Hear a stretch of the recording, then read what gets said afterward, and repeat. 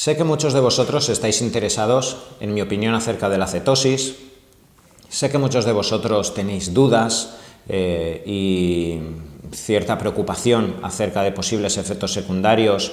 que pueda generar la cetosis, y existe mucha controversia dentro de la nutrición, de la medicina, respecto a este proceso metabólico que puede tener bastantes beneficios, pero que si no se gestiona bien puede tener también efectos secundarios. En el vídeo de hoy os voy a hablar de qué es la cetosis, cómo mejorarla, cómo llevarla a cabo y cómo poder prevenir ciertos efectos secundarios.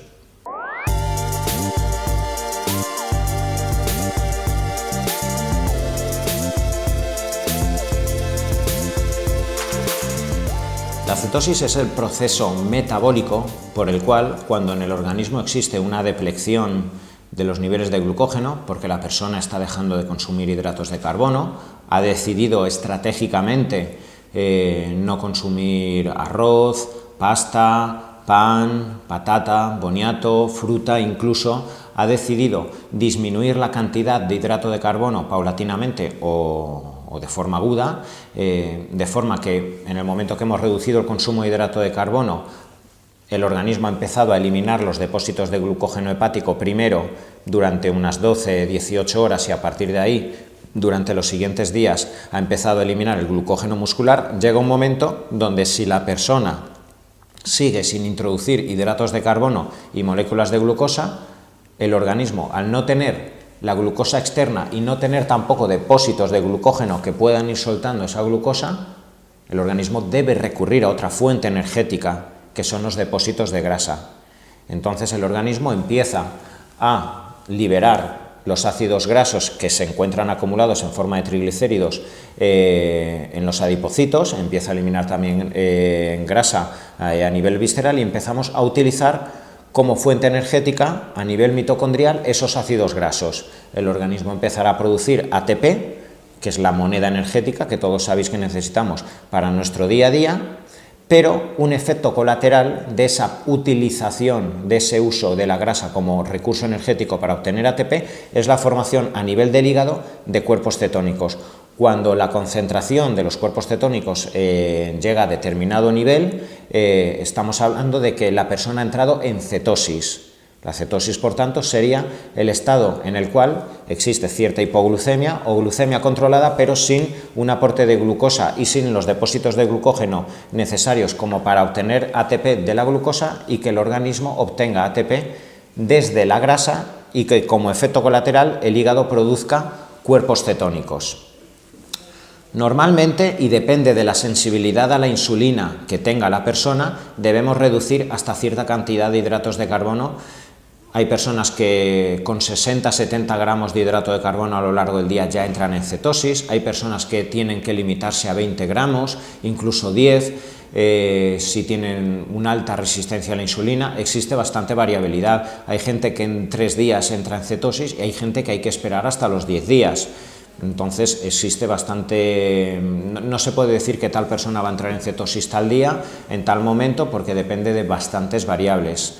La cetosis se puede conseguir de varias formas, porque simplemente se entra por una depleción de glucógeno y lo podríamos hacer simplemente consumiendo proteínas. Se puede realizar consumiendo proteínas y grasas saturadas e hidrogenadas, se puede realizar consumiendo proteínas y también verduras y hortalizas que aporten la mínima cantidad de hidrato de carbono como para no salir de la cetosis, se puede hacer con grasas insaturadas. A la cetosis se puede llegar de varias formas, pero existen formas más saludables y formas más insaludables. Y de eso trata y versa el vídeo de hoy, de cómo poder acceder a ese estado en el cual el organismo empieza a metabolizar y empieza a consumir la grasa sin efectos colaterales. Uno de los primeros doctores o de las primeras dietas que fueron dirigidas hacia la búsqueda de este estado nutricional fue la dieta Atkins en los años 60. Se reducía totalmente el consumo de hidrato de carbono y se consumía carne roja. Además no se ponían cantidades, podías consumir toda la carne roja que quisieras, podías consumir mantequilla, chorizo, morcillas, manteca, tocino, podías hincharte no existía ningún tipo de límite, evidentemente en 3-4 días no existía reserva de glucógeno, caían rápidamente los niveles de insulina, la persona bajaba rápidamente de peso, porque ya sabéis que en el momento que en los primeros días eliminamos el glucógeno, el agua que existe alrededor de todas esas moléculas de glucosa las arrastramos rápidamente y en una semana se pueden perder 3-4 kilos en forma de agua, no de grasa, por eso luego es tan rápido, tan fácil recuperarlo. Pero la dieta Atkins tuvo bastante apogeo, pero tuvo también efectos secundarios, porque no se hacía mucho hincapié, al menos en la primera dieta Atkins, en los 90 se modificó, pero en la primera dieta no se hacía hincapié en el consumo de hortalizas, de verduras, de hoja verde, de alguna fruta, de frutos rojos por su capacidad antioxidante y su cantidad de polifenoles. No se hacía hincapié en el consumo de grasa insaturada, de pescado azul, simplemente grasa saturada, carnes, chorizos, pero la gente adelgazaba, por eso tuvo tanto furor y a día de hoy es es un tipo de dieta que también siguen utilizando muchísimas personas, pero genera mucha inflamación a largo plazo, paradójicamente genera resistencia a la insulina a pesar de que la persona no consume hidrato de carbono por el exceso de inflamación, genera cortisol en el organismo y el organismo ante la inflamación genera resistencia a la insulina, por eso luego se rebota tan rápidamente, porque en cuanto se ingiere hidrato de carbono, como durante ese proceso has generado resistencia y alteración en los receptores de la insulina, los picos de insulina son brutales cuando una persona está 4 o 5 meses con una dieta Atkins. Entonces, ¿hemos conseguido un estado cetogénico? Perfecto, ¿pero lo hemos conseguido de forma equilibrada? No. La forma de conseguir una cetosis equilibrada es reduciendo el hidrato de carbono, dependiendo de la sensibilidad de cada persona, entre 20 a 50, 60 gramos de hidrato de carbono neto, eso ya depende de cada persona, el gasto calórico que tenga, la masa muscular que evidentemente influye en la tasa metabólica basal. ¿Vale? Entonces vamos a reducir el consumo de cantidad de hidrato de carbono, vamos a mantener, no hace falta subir la cantidad proteica, vamos a mantener la cantidad proteica o en algunos momentos podemos aumentar un poco la cantidad de proteína, pero sabéis que existe un proceso que es neoglucogénesis ante el exceso de proteína, entonces podríamos salir de la cetosis si nos pasamos de la cantidad de proteína. Y vamos a realizar un consumo de hortalizas, de hoja verde, de brócoli, de rúcula, de hortalizas, de cualquier tipo de verdura con color, lo cual nos va a aportar muchos antioxidantes y muchos polifenoles, que nos va a evitar la posible inflamación y nos va a aportar los minerales necesarios para compensar las pérdidas de minerales que se producen por la orina, que aumenta tanto en la cetosis. Y vamos a aumentar el consumo de grasa insaturada cuando hagamos este tipo de cetosis. La grasa no afecta a la liberación de insulina por parte del páncreas, la grasa incluso nos va a mejorar la sensibilidad a la insulina, la grasa buena, los ácidos grasos esenciales, nos va a mejorar la sensibilidad de los receptores a la insulina, como puede ser las semillas, los frutos secos, el aguacate, incluso alguna yema de huevo, aunque sea grasa saturada, pero los ácidos grasos esenciales, de forma correcta, en este proceso de deplección de hidrato de carbono, vamos a aprovechar esos ácidos grasos esenciales para ir mejorando la sensibilidad periférica a nivel de los receptores musculares a la insulina, de forma que cuando esporádicamente carguemos al hidrato de carbono, no van a haber rebotes de agua e hinchazones, sino que como los receptores van a estar más sensibilizados, vamos a generar un arrastre del hidrato de carbono y del agua al músculo en vez de a otras zonas que no nos interesan, a diferencia de la dieta Atkins o dietas con grasa saturada, donde sí que se producía una resistencia a la insulina. Entonces, este tipo de cetosis debería ser la tendencia, con una bajada de hidrato de carbono, donde el hidrato de carbono principalmente nos viniera en forma de verdura, de hortaliza, de alguna crema, un consumo consensuado de proteína, una alta riqueza o moderada cantidad de ácidos grasos esenciales, y de esta forma el organismo en pocos días va a entrar en cetosis, vamos a empezar a aumentar la quema de grasas, vamos a tener otra serie de efectos secundarios. Por ejemplo, la cetosis se ha observado que aumenta la producción o la activación de una ruta metabólica llamada AMPK. Ya me habéis escuchado en muchas ocasiones hablar de esta ruta. Está vinculada al aumento del sistema, o la mejoría o la modulación del sistema inmunológico, a la autofagia, a la quema de grasas. La MPK permite la nueva formación de mitocondrias, permite la desintoxicación, se encuentra asociada a la mejoría de determinados procesos neuronales. Cuando una persona se encuentra en cetosis, a nivel neuronal tiene una serie de efectos beneficiosos, porque el organismo libera más adrenalina y entonces la persona se encuentra más alerta, al igual que cuando alguien come mucho hidrato tiene más sueño porque hay más tendencia a la hipoglucemia por la liberación de insulina, está más ralentizado. Cuando alguien entra en cetosis tiene más liberación de adrenalina, tiene más conversión de T4 en T3, que es la fracción activa de la hormona tiroidea, con lo que también cognitivamente, emocionalmente incluso se encuentra más motivado, se cree más capaz de todo, se libera más hormona de crecimiento, más glucagón. Entonces existen una serie de procesos que son muy beneficiosos a nivel inmunológico, a nivel hormonal, a nivel del ovario poliquístico también evidentemente van a existir muchísimas mejoras porque disminuimos los niveles de insulina y la estimulación constante que puede existir en estas mujeres en las células foliculares se ve mermado y los niveles de testosterona bajan con los procesos cetogénicos. Y existe otro proceso que también colateralmente es muy beneficioso, que es la producción de cuerpos cetónicos, que hemos dicho que es un residuo que se genera en el hígado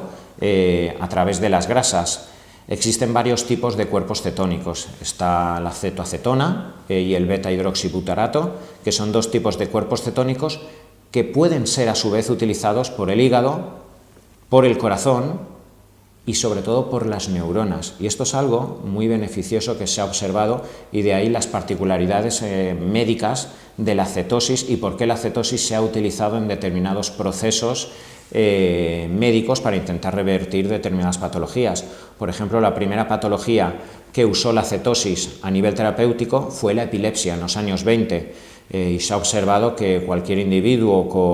que tenga una tendencia a la epilepsia y tenga brotes epilépticos, cuando está con una dieta cetogénica, las neuronas y las mitocondrias neuronales empiezan a usar estos cuerpos cetogénicos y se produce una estabilidad eléctrica de las membranas neuronales y la predisposición a brotes epilépticos y ataques disminuye muchísimo. A partir de ahí se ha empezado a estudiar y a aplicar la dieta cetogénica en bastantes patologías, sobre todo neuronales, como es el Parkinson, el Alzheimer, esclerosis múltiple, esclerosis lateral amiotrófica, determinadas patologías autoinmunes,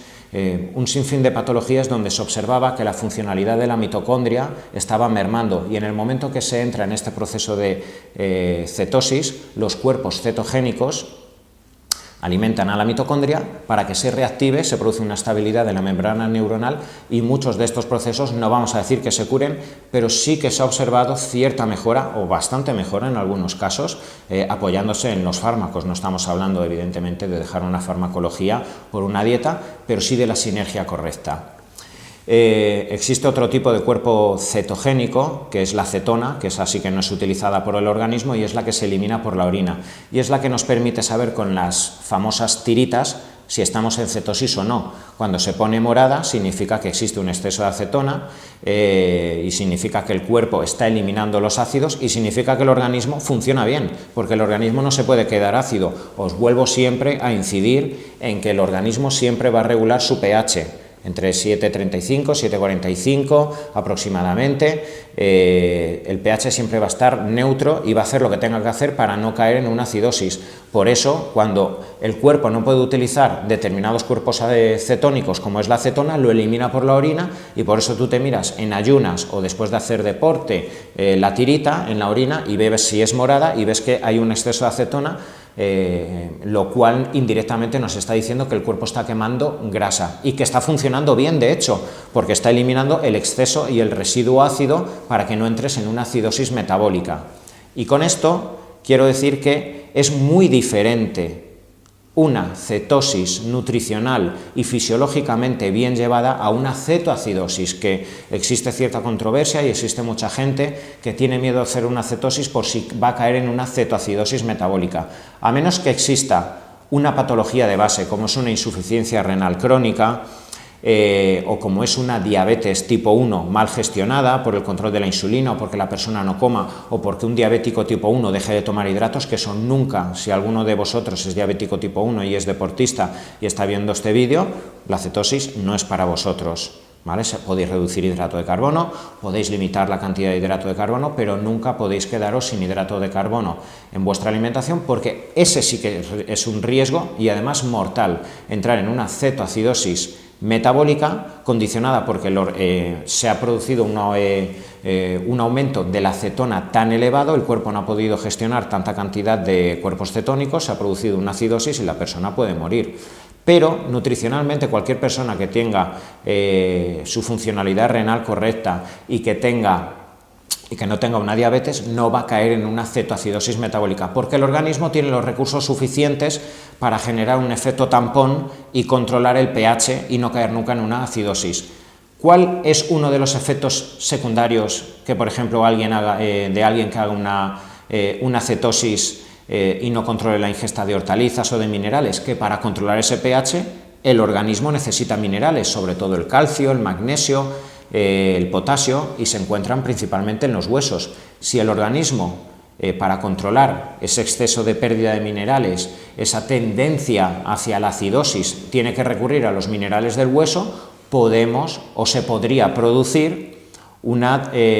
pérdida de densidad a nivel del hueso, una osteoporosis a largo plazo. Por eso, la creencia de que una dieta hiperproteica te puede producir osteoporosis o te puede producir precipitaciones y cálculos renales. Puede ocurrir si no se gestiona y no se controla la ingesta de minerales, la ingesta de hortalizas, caldos, que suelo recomendar bastante, incluso caldos con hueso para la liberación de estos minerales, el agua de mar. Si eso se gestiona bien, no tiene por qué haber ninguna pérdida de minerales a nivel del hueso ni ningún tipo de cálculo renal. Hay otro de los efectos positivos que podemos encontrar gracias al estado cetogénico o esa reducción del hidrato de carbono, y es la nutrición que debe de llevar todo paciente oncológico. No sé si sabéis que una célula normal funciona de forma aeróbica con oxígeno y utiliza una molécula de glucosa a nivel de la mitocondria para obtener 36 moléculas de ATP. Una célula tumoral es anaeróbica, funciona sin oxígeno y tiene que realizar un proceso que se llama glucólisis para obtener por cada molécula de glucosa 2 moléculas de ATP. Entonces, cuando una persona tiene un tumor, las células tumorales necesitan muchísima cantidad de glucosa para obtener ATP, para obtener energía. Por eso, una de las pruebas diagnósticas para saber si la quimioterapia está yendo bien y está funcionando bien todo el protocolo es realizar el PET-TAC, que nos determina dónde existe un consumo muy ávido en una zona corporal de glucosa, y ahí se detecta que quizá puede haber un tumor, porque existe muchísimo consumo de glucosa. Entonces, cuando una persona se encuentra con un cáncer, un proceso oncológico, un proceso tumoral, benigno, maligno, los estados cetogénicos, donde aportamos pocas moléculas de glucosa, poco hidrato de carbono, permiten que literalmente, por un efecto denominado efecto Warburg, estemos aportando menos cantidad de hidrato de carbono, menos cantidad de glucosa a las células tumorales, y la progresión a la producción de ATP por ese tipo de células tumorales es más lento. Evidentemente no estamos hablando de que la dieta cetogénica sea el remedio para el cáncer, estamos hablando de que más allá de la quimioterapia, la radioterapia y la cirugía y todo tipo de protocolo médico que tenga que llevar un paciente oncológico, eso de que un paciente con cáncer puede comer lo que quiera es mentira, porque además se sabe que una persona con cáncer o los procesos tumorales están más asociados a la resistencia a la insulina, a elevaciones de insulina, de IGF-1, de activación de ruta emetor y a inhibición de la ruta AMPK. Y volvemos a incidir, ¿con qué proceso o de qué forma podemos activar la ruta AMPK, lo cual genera una activación de los macrófagos, de linfocitos, de células natural killer, células inmunitarias que están vinculadas a la mejoría del proceso tumoral con la cetosis. Con la cetosis mejoramos la activación de la ruta AMPK y la limitación de la ruta mTOR. De hecho, incluso hay unos protocolos en Turquía de unos oncólogos que estuve leyendo, donde previo a cada ciclo de quimioterapia, durante 14 horas, durante 3 días antes les dejan sin hidrato de carbono a los pacientes para inducirles una cetosis, y 14 horas antes de la quimioterapia les hacen un ayuno para que la ruta metabólica AMPK esté disparada en la quimioterapia, lo cual les permitía incluso reducir las dosis de quimioterapia. Entonces, la cetosis es un proceso beneficioso a la hora de quemar grasas, es un proceso beneficioso a nivel inmunitario, es un proceso que bien llevado puede ser muy beneficioso para determinadas patologías, pero ¿es oro todo lo que reduce? ¿Todos son beneficios en la cetosis? ¿Todos deberíamos estar eternamente en cetosis? No, porque al final sabemos que funcionamos por supercompensación, sabemos que funcionamos por homeostasis, por equilibrio, y el organismo siempre va a buscar y siempre va a necesitar un equilibrio.